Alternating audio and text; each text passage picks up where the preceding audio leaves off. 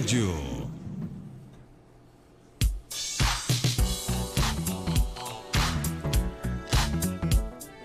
Doutor Anderson Sérgio, palmeirense que quer tirar Pedro do Flamengo, né? Seja bem-vindo aqui ao nosso Panorama 95, bom dia.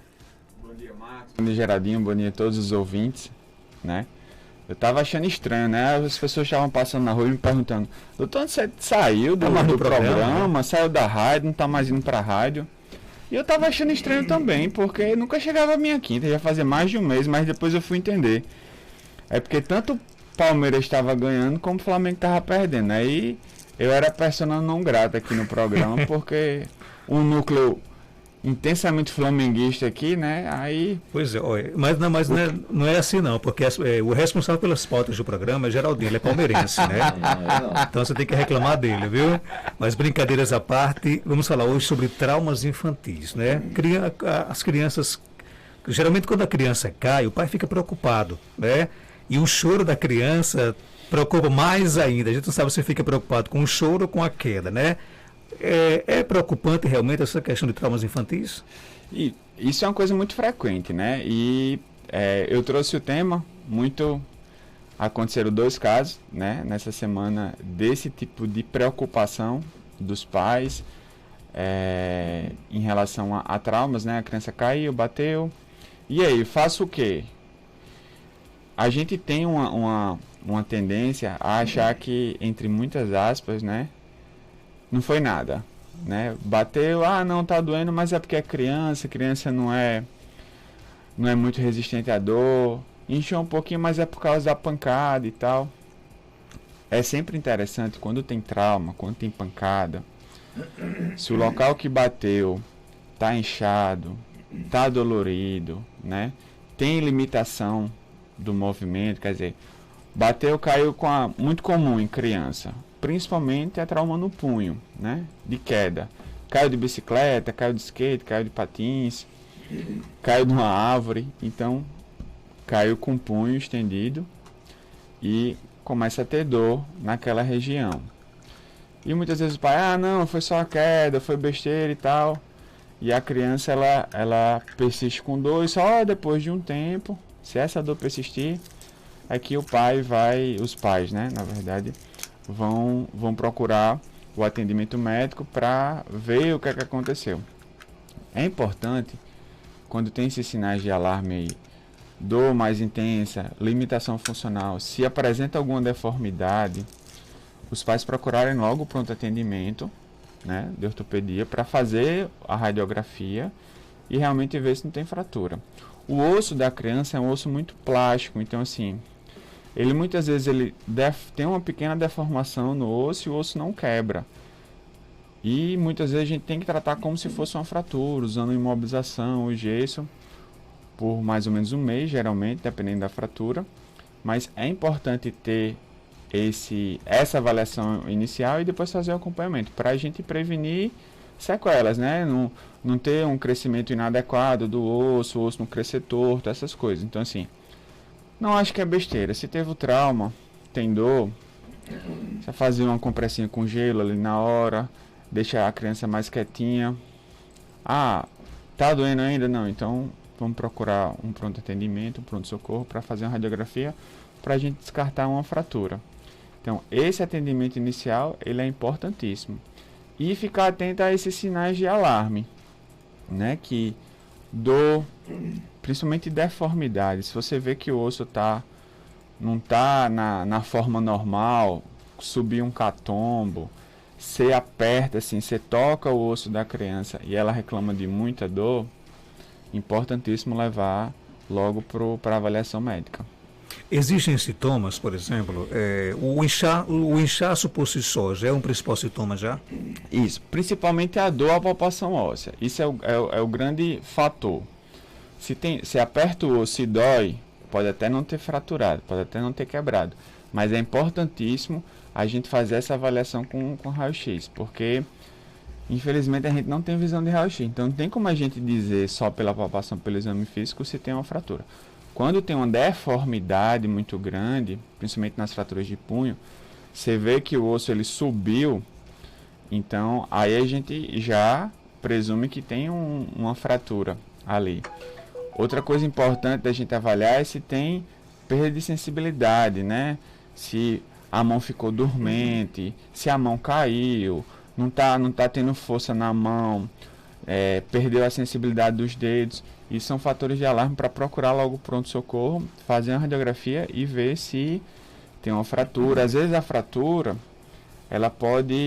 o osso deslocado pode fazer uma compressão temporária no nervo e causar, é o que a gente chama de neuropraxia, de o nervo ficar não funcionando. Então, se tem uma fratura de cotovelo, aí tem uma parte da mão que fica muito dormente, a mão caída. Então, a gente tem que ver que tipo de fratura que tipo de tratamento, se vai ser um tratamento cirúrgico, se vai ser só gesso, e começar o tratamento o mais rápido possível para a gente evitar complicações futuras. Com relação a essa questão, por exemplo, e do pós, chega no hospital, geralmente faz o raio-x, né, aí acusa fratura, por exemplo. Como é que é essa questão do repouso? Então, isso é uma coisa importante, né, porque você manter uma criança em repouso é muito complicado, é muito difícil. Demais. Né? Enquanto ela está com dor, a gente ainda consegue deixar a criança mais quieta, porque ela mesmo fica com medo de mexer o membro afetado por causa da dor que causa. Mas o ideal, geralmente, a criança ela vai ficar em torno de 1 mês usando a imobilização engessada, né, quando é o gesso. E nesse tempo que está usando o gesso tem que ficar em repouso. É muito difícil, mas você tem que tentar ao máximo você orientar a criança, estar sempre alerta para que ela cuide bem do gesso, porque o risco maior aí são novas quedas. Então, tipo, você teve uma fratura, foi uma fratura simples, que não tem um desvio. Então, aí você colocou o gesso ali, agora é só esperar o tempo de colar, mais ou menos 1 mês. E com 1 semana, mais ou menos, a criança ela já deixa de sentir dor. Então, ela deixou de sentir dor, ela está com gesso, mas ela quer brincar, quer correr, quer jogar bola, quer andar de bicicleta. Então, a gente tem que ficar sempre alerta a isso, porque para a criança, o parâmetro não pode ser só a dor, porque a dor, graças a Deus, ela vai embora rápido. Na primeira semana, geralmente, a criança já fica sem dor. Tá usando o gesso, aí chega muito, os pais depois de 2 semanas. Doutor, mas não pode já tirar o gesso não, porque ele disse que não está doendo nada. Não pode, porque a gente tem que esperar o tempo da formação do calo ósseo, de começar a colar o osso. Só depois disso que a gente pode tirar a imobilização. Então, nesse caso, na criança, como ela tem um metabolismo muito acelerado, a formação de osso muito rápida, essa melhora da dor ela é muito rápida. E se a gente for ter como parâmetro só a dor, a gente vai sempre fazer um tratamento inadequado, vai tirar antes do tempo. Então, tem que esperar o tempo que for necessário, geralmente 1 mês. Então, tem que passar 1 mês com a imobilização, com o gesso lá no braço, para dar o tempo do osso colar e a partir de então começar o tratamento de reabilitação. Então o sumiço da dor nem sempre é a cura do problema? Não é. Nesse caso de fratura, não. Criança, eu lembro quando eu estava na residência e passava visita na enfermaria da pediatria das crianças que estavam com fratura, esperando para a cirurgia, e eu olhava o raio-x e eu via uma fratura que no adulto seria grave, causaria muita dor. A criança estava com a talinha lá, andando nos corredores, para lá e para cá, e eu olhava e disse, não, deve estar com remédio muito forte para dor, para estar assim. Quando eu olhava, sem remédio para dor, ela só estava esperando o tempo da cirurgia.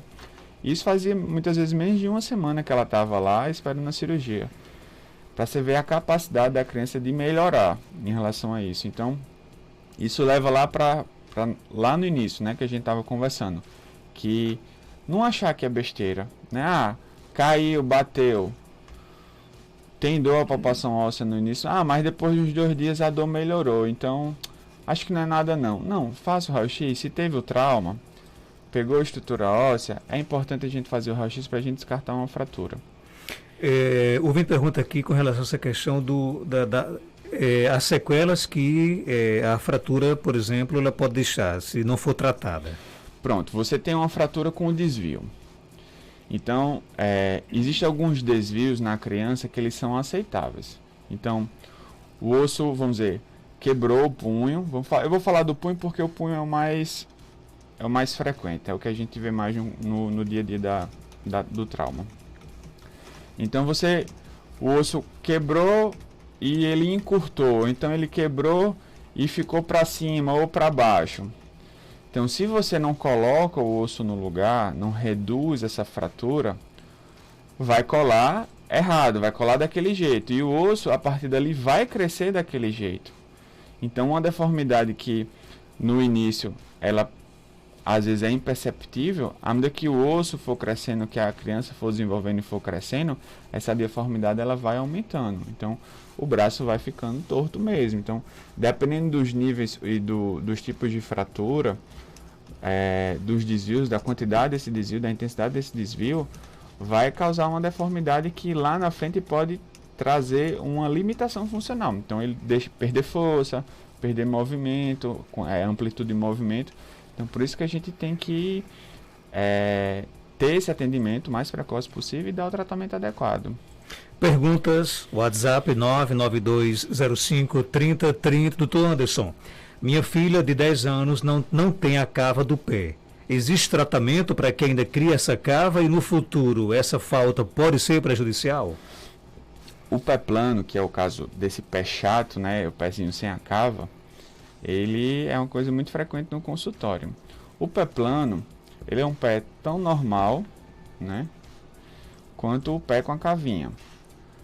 O que pode ocasionar é que em até 5% dos casos, pouquíssimos casos, você pode ter um pé plano doloroso. Então, tem uma patologia que a gente chama de coalizão tarsal, que é a barra óssea, que causa esse pé plano, esse pé sem a cavinha. E outra coisa que pode causar é uma instabilidade do tibial posterior. Então, são patologias que não são frequentes, elas existem, mas não são frequentes, que podem causar dor para quem tem o pé plano, para quem tem um pé sem a cavinha. Mas na grande maioria das vezes, o pé plano vai ser só um pé plano. Vai crescer, vai virar uma adulta com um pé plano, sem nunca ter sentido dor, sem nunca ter tido nenhuma limitação funcional, nunca deixou de fazer nada, correr, brincar, fazer atividade física por causa disso. É importante fazer uma avaliação inicial para ver se não tem nenhuma dessas outras coisas, né? Descartar alguma patologia, mas na grande maioria das vezes vai se desenvolver, virar um adulto normal em relação à questão do pé, sem nunca ter sentido dor. E em relação à formação da cava, não, agora não tem mais o que fazer. Então, o arco plantar medial ele já foi estabelecido aí, então não adianta a gente ficar usando bota, sandália especial ou fazer algum tratamento específico para formar essa cavinha. Tem mais perguntas? Bom dia. Bom dia, Marquinhos. Aqui é Conceição, porque desde que eu tomei a vacina, as 2 doses da vacina, meu braço ficou doente. Da curva do braço até junto do ombro. Eu sinto uma dor mó do mundo, entendi que não aguento. Se eu pegar um negócio pesado, eu não consigo, um negocinho sem força. Eu percebi depois que eu tomei a vacina, falou, não tinha isso antes. O braço morto, indicador mó do mundo, quando vocês têm coisa dói. Eu percebi que foi depois que eu tomei essa vacina, quando tinha isso, que fosse o braço morto. Alguma relação? Pode ter. Tem uma amiga minha daqui de Caicó que veio com essa queixa para mim, reclamando de uma dor muito intensa no braço, no ombro, depois que tomou a vacina. O que é que pode ter acontecido? Então, o ventre muscular deltoide que faz a vacina, às vezes ele é muito pequeno. Então, dependendo de como e onde foi aplicada a vacina, pode ter causado uma tendinitezinha, pode ter pego um pouco do tendão, do manguito rotador daqui do ombro, e ter feito uma lesão, uma pequena lesão no tendão do ombro. E isso ocasionar uma tendinite por trauma, por causa da agulha da vacina. É comum? Não é comum, de jeito nenhum. Mas eu peguei esse caso, que foi bem típico, quando eu examinei, era uma tendinite típica. Então, muito provavelmente não há reação local da vacina causando essa tendinite, e sim da agulha. Então, ela pode ter desenvolvido uma tendinite. Eu não estou dizendo que foi, eu estou dizendo que pode. Não vá, pelo amor de Deus, lá no posto brigar com o aplicador de vacina dizendo que aplicou errado. Não, pode acontecer, infelizmente. Não foi erro da aplicadora, né? Mas pode ocasionar, pode ter ocasionado uma tendinite no ombro que justificaria essa dor, essa limitação e esse peso que você está sentindo no braço. Tem mais perguntas? Bom dia. Bom dia, Marcos. Bom dia, doutor Anderson. Aqui é a Josineuma, do Paulo Seixas. Doutor Anderson, eu tenho um garoto de 16 anos.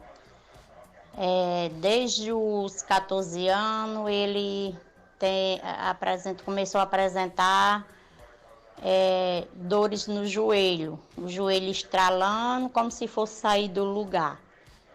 Levei para o médico, ele pediu raio-x. E eu só fazendo raio-x nunca descobriu. Até que, enfim, um outro profissional chamado Dr. Anderson pediu uma ressonância. Que só aí veio descobrir afrouxamento de ligamento. Já foi para academia para fortalecer, aí veio a pandemia e ele desistiu. Aí foi para fisioterapia, fez 20 sessões de fisioterapia. Não quis mais sair do local, mas ele sente aqui e acolá uma dorzinha. E também estrala muito os ossos das pernas dele. E pelo que o profissional disse, é nas duas pernas. Ele é louco por judô, não quer perder de jeito nenhum. O que é que você aconselha? É o esporte que ele ama. Eu sei que ele deve diminuir, mas como ele é apaixonado, quer ir para os treinos todos os dias. Bom dia, doutor Anderson. E aí, doutor Anderson? Bom dia. Olha, você está dizendo aí que eu sei que ele tem que diminuir. Não tem que diminuir, não. Pelo toda essa história que você falou aí, ele deve ter uma instabilidade patelofemoral, né? Que a patela, ela tende a querer sair do lugar, mas pelo que você falou aí, nunca saiu. Esse estaladeiro aí pode ser alguma condropatia, algum amolecimento da cartilagem da patela dele, da bolacha do joelho, que faz com que tenha esses estralos e muitas vezes, dependendo da sobrecarga, possa causar dor. Se ele gosta tanto do judô e não quer deixar de fazer o judô, e o judô de alguma forma está causando dor ou essa sensação de instabilidade que ele fica com medo do joelho sair do lugar, o que ele precisa é voltar para a academia. Voltar para a academia para fortalecer a musculatura, para condicioná-lo a treinar, fazer o treino dele de judô sem problema. Então, grande parte dos casos de pacientes com instabilidade patelofemoral não é necessário tratamento cirúrgico. Agora precisa fazer um fortalecimento muscular adequado para manter sua rotina normal, tanto de atividade física como do dia a dia. Então, isso ele vai ter sempre. Então, hoje ele está com 16 anos, mas daqui a 20 anos ele ainda vai ter um pouco dessa instabilidade, um pouco dessa lesão de cartilagem.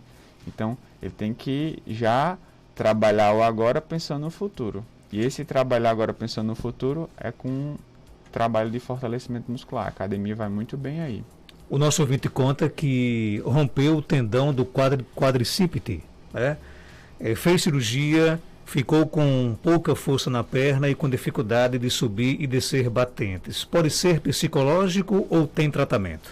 Não, tem tratamento. A gente precisa avaliar aí o grau dessa lesão, né? Se for uma lesão total, se for uma lesão parcial, o quanto a cirurgia conseguiu reparar, porque às vezes você tem uma lesão extensa do quadríceps e quando você vai reparar, você não consegue reparar todo o ventre muscular. Então você vai acabar perdendo um pouco de força. Essa dificuldade dele ter de subir e descer a escada é porque quando você tem uma lesão do quadríceps, o mecanismo extensor do joelho, ou seja, a força de você esticar o joelho, levantar o joelho esticado, ela é perdida, ou pelo menos diminuída. Então ele tem que trabalhar bastante fortalecimento muscular. Então, se já fez fisioterapia, se a fisioterapia já deu alta, é começar a fazer um trabalho de fortalecimento muscular na academia ou alguma atividade funcional que fortaleça essa musculatura, tanto do quadril, todos os estabilizadores do joelho, para perna, quadril, abdômen, coluna, tudo isso, para melhorar essa força dele, melhorar a função e ele ter uma vida mais normal possível. Mas tem tratamento sim. Marcos, bom dia. Sou Toninha, de Jardim do Seridó. Minha filha tem 20 anos. Ela sofre muito com esporão de galo debaixo do pé. Tem tratamento? Tem tratamento. Primeiro tem que ver se é realmente um esporão, né? Essa dor embaixo do pé, até que se prove o contrário, é uma fasciite plantar. É um processo inflamatório de uma pelezinha que sai do calcanhar e pega toda a parte do pé, pegando principalmente a parte da cava do pé. Então, a dor que o paciente sente no calcanhar, que irradia para o resto do pé, é pela fasciite plantar, pelo processo inflamatório dessa face. Não quer dizer necessariamente que tenha o esporão. Então, geralmente o paciente nessa idade, 20 anos, não é tão comum a gente fazer um raio-x e ver lá o esporão de calcânio, que é o esporão de galo que todo mundo chama. E o fato de ter esporão não quer dizer necessariamente que você vá ter a dor, vá ter a fasciite plantar. E não é porque você tem a fasciite também que você vai ter o esporão. O que precisa é dar uma avaliação, né, ver realmente a causa dessa dor, confirmar, ver se tem ou não o esporão de calcânio e orientar o tratamento com a reabilitação adequada. Tem alguns exercícios que ajudam muito, mudança de calçado, tudo isso vai ajudar, mas tem tratamento sim. Dr. Anderson Sérgio, ele é médico ortopedista, está na Clínica São José, na Rua Terezinha Leite, 1883, bairro Penedo, aqui em Caicó. Telefone 99235-7256, 99992-2923. Como é que eu faço para seguir o Dr. Anderson Sérgio no Instagram? Olha, agora, novidade, né? Agora, depois de Marcos sempre me perguntar, sempre me pedir, estou agora no Instagram, né?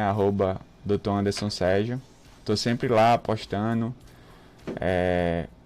informações sobre saúde, dessa parte ortopédica, né? Dessas dores mais frequentes, os casos que eu pego no consultório. E sempre numa pegada, a mesma pegada daqui, né? Do programa. Sempre falando da importância da atividade física, do trabalho de fortalecimento muscular. Muita coisa de prevenção. A gente fala alguma coisa de patologia, de tratamento, mas o foco vai ser sempre a prevenção. Estimular você a fazer atividade física, né?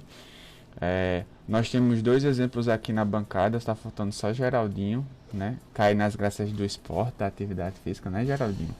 Ele já pedala de casa para cá, mas tem que dar mais uma intensificada, né, Geraldo? Mas Marcos começou, né? Fez uma mudança de vida aí bacana, começando a fazer o ciclismo, já está viciado já. Eu agora no final do ano voltei mais intensamente a fazer minhas atividades físicas, correr, perder peso, e quando você perde peso você se sente melhor, produz mais. Então, saúde, né? Tudo é estimulando a gente trabalhar a nossa saúde para a gente envelhecer sem dor e com muita qualidade de vida. Dr. Anderson, obrigado por sua participação. Valeu, até quarta-feira, se Deus quiser, viu? São 7h33.